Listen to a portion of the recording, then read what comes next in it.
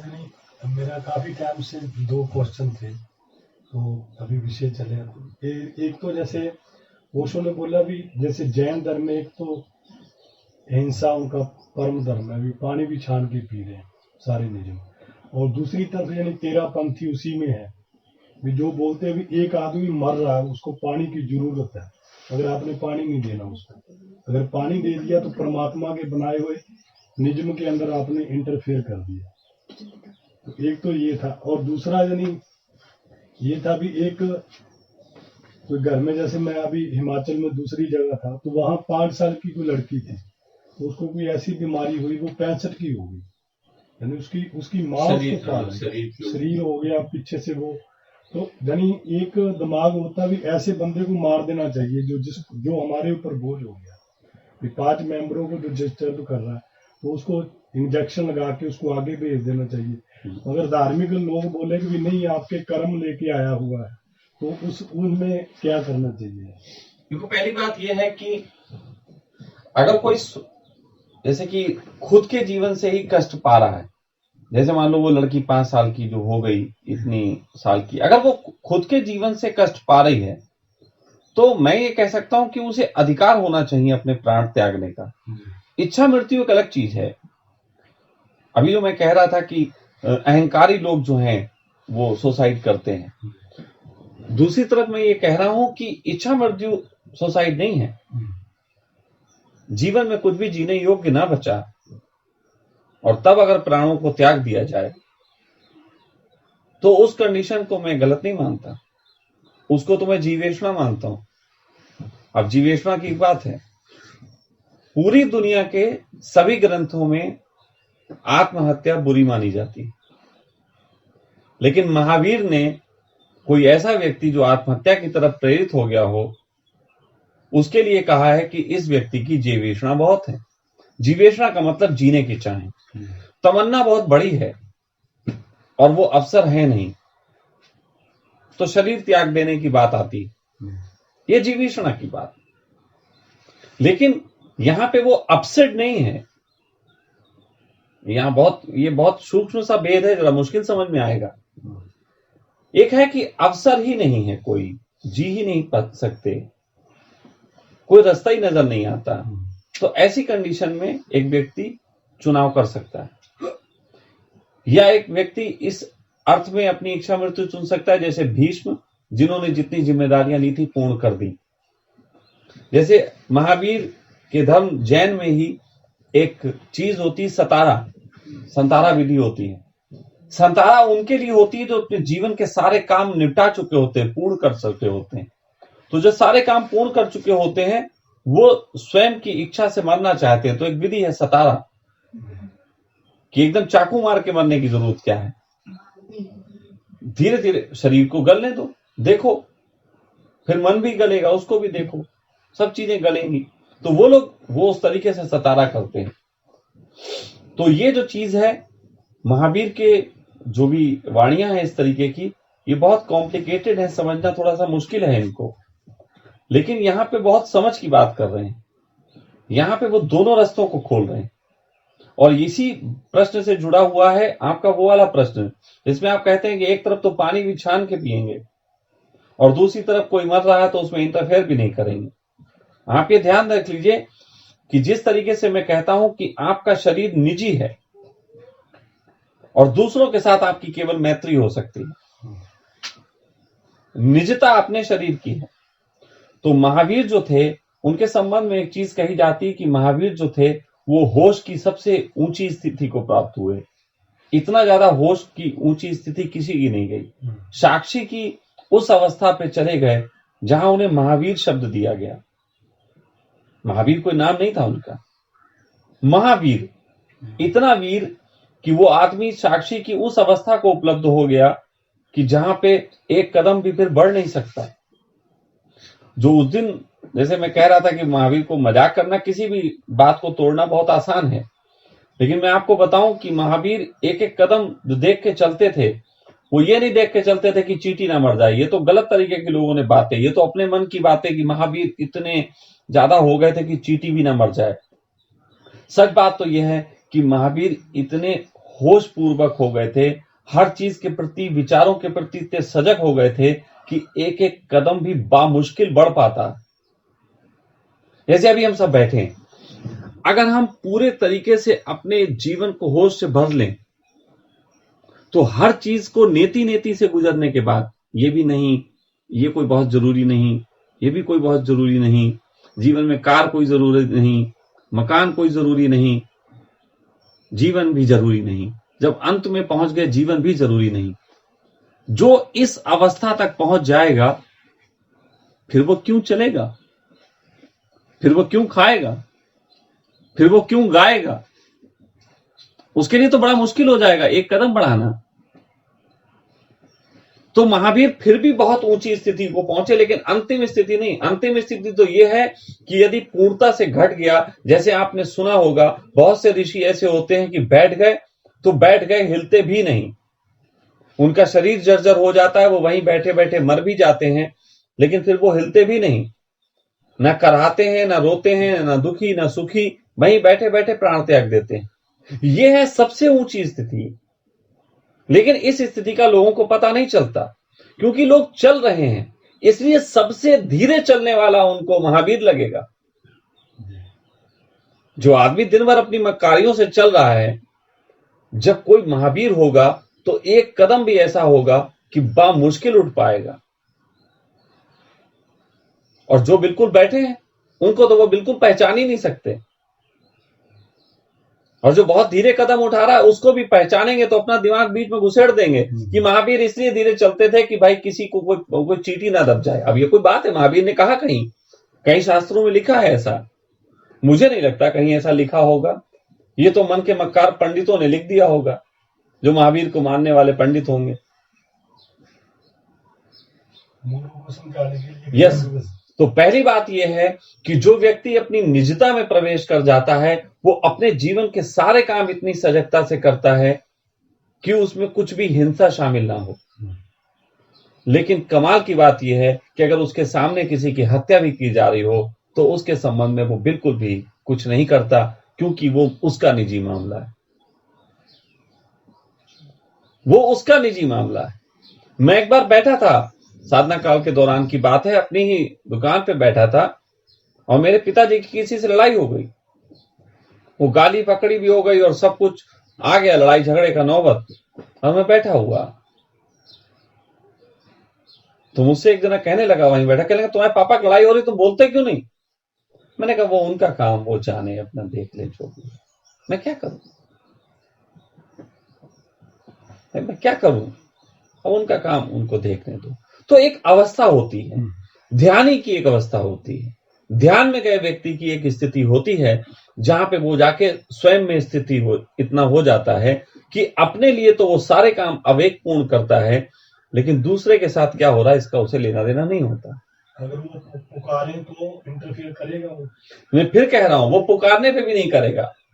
अगर ध्यान की स्थिति में, मैं फिर कह रहा हूं, यहां बात पलट गई। यहां मैं ध्यान के बाद की स्थिति और ध्यान से पहले की स्थिति और मना स्थिति और गुरुजी ने बताया उस स्थिति की बात नहीं कर रहा हूं, मैं ध्यान की शुद्धतम अवस्था की बात कर रहा हूं। ध्यान की शुद्धतम अवस्था में व्यक्ति इतना गहरे चले जाएगा कि किसी की पुकार भी उसके कानों तक नहीं पहुंचेगी, क्योंकि वो आत्म केंद्रित है, वो अपने में केंद्रित है, उसे दूसरे से लेना देना नहीं। देखो स्वामी जी, दो तरीके के जगत में धार्मिक व्याख्यान हैं जो बुद्धत्व की घोषणा करते हैं। ध्यानी घोषणा करता है मैं शून्य हूं, ध्यानी घोषणा करता है मैं शून्य हूं। तो जो शून्य हो गया वो आत्म केंद्रित है, वो सेल्फ सेंटर्ड है। और दूसरा कृष्ण घोषणा करते हैं मैं ब्रह्म हूं। तो कृष्ण हर जगह घुस जाएंगे, ध्यान ही नहीं घुसेगा। यस, ध्यानी का केंद्र स्वयं होता है और कृष्ण के केंद्र में पूरा जगत है। यानी ध्यानी के समुद्र से वो बादल बन के सब जगह नहीं, ये कोई समुद्र और बादल, ये काव्यात्मक बातें मत करो, सीधी सीधी बात सुनो, ये काव्यात्मक बातें भी ध्यान ही नहीं करता। ये ध्यानी नहीं करता। ध्यानी जिस समय अपनी अवस्था में है, अपनी साधना की स्थिति में है, उस समय उसे किसी चीज से लेना देना नहीं होनी चाहिए, स्वयं से। मैंने कहा ना कि मैं जीवन के सभी आयामों को परिपूर्णता के साथ जीता हूं, फिर भी मेरे जीवन के 3 साल ऐसे बीते, ना मुझे परिवार में कहां से खाना आ रहा लेना देना, ना मेरे पिता श्रम कर रहे हैं कि नहीं कर रहे हैं मुझे लेना देना, मेरे बच्चों के कपड़े आ रहे हैं, किताबें आ रही, मुझे कोई पता नहीं। मेरे जीवन में भी मुझे किसी प्रकार की ना स्त्री की जरूरत, ना दोस्तों की जरूरत, ना किसी। Self centred. तो मैं ध्यान की बात उन अर्थों में कर सकता हूं जहां पे मैं गुजरा हूं, लेकिन जब कंपैरिजन चलेगा, फिर जब कंपेयर आ जाएगा, मुझसे पूछा जाएगा तो बताएं कि कृष्ण बेहतर हैं कि ये, तो मैं जरूर कहूंगा कि कृष्ण बहुत बेहतर हैं। गुजरा हूं मैं उस पल से, गुजरा हूं उन स्थितियों से। हाँ, आपको समझने के लिए उनसे गुजर लिया, आपको समझाने के लिए उनसे गुजर लिया। लेकिन जगत के साथ तो आनंद तभी है जब जगत के साथ मैत्री से भरा जाए। लेकिन एक अंतर होगा, इसे भी समझ लेना।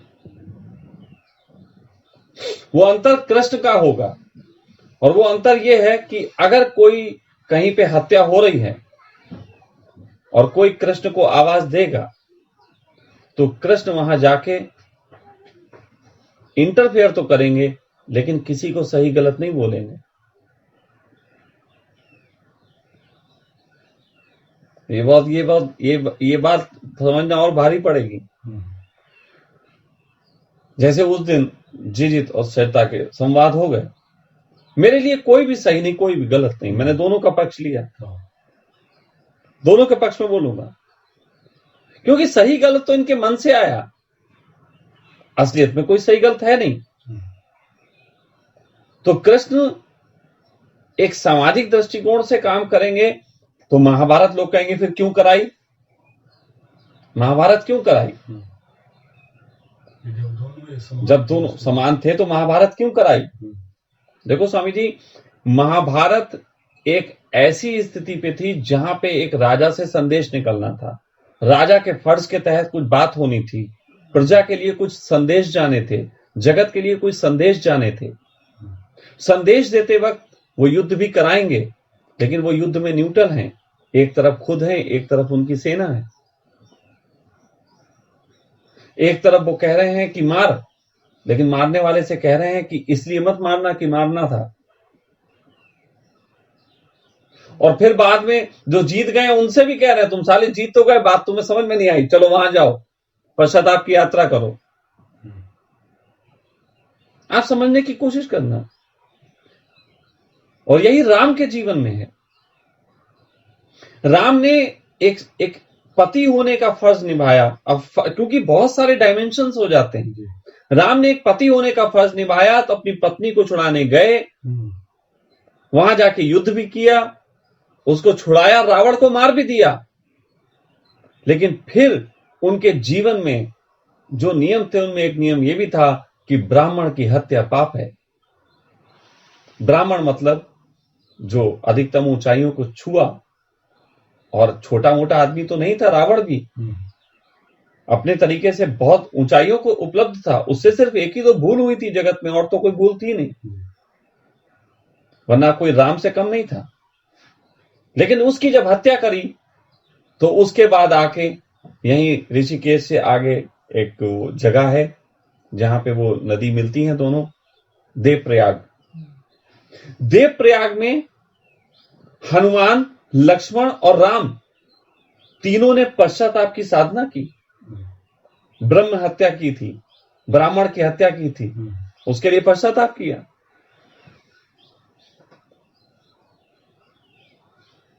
तो एक राजा के फर्ज कई आयामों में होते हैं।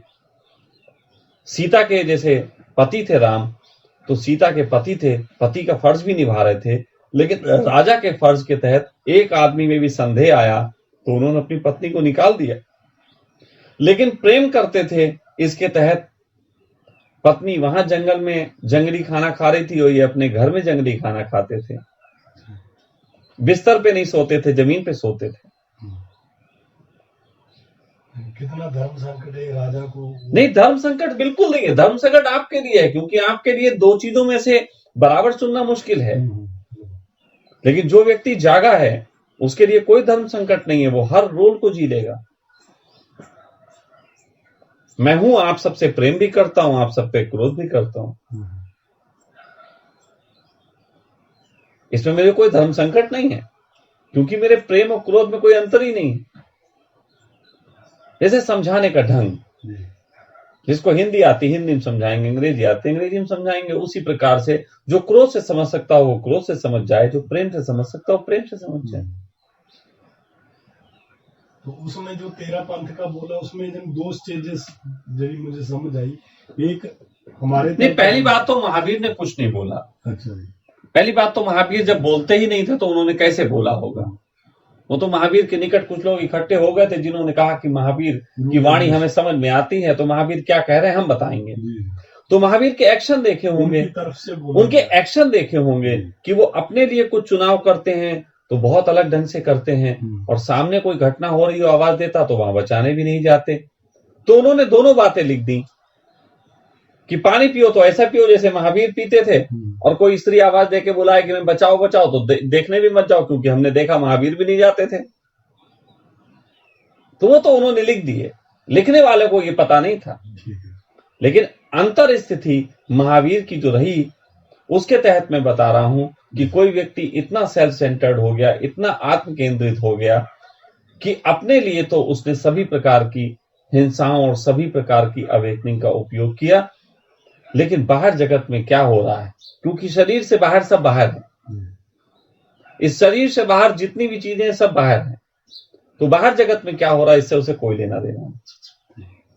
लेकिन अपने शरीर में प्रवेश दे रहा है तो देख के देगा कि गंदा है कि नहीं है। अपने लिए वो बहुत अवेक है। तो दूसरा जो क्वेश्चन था उसका भी यही आंसर है। जो बंदा अब मैं मरना नहीं चाहता, मुझे प्रॉब्लम है।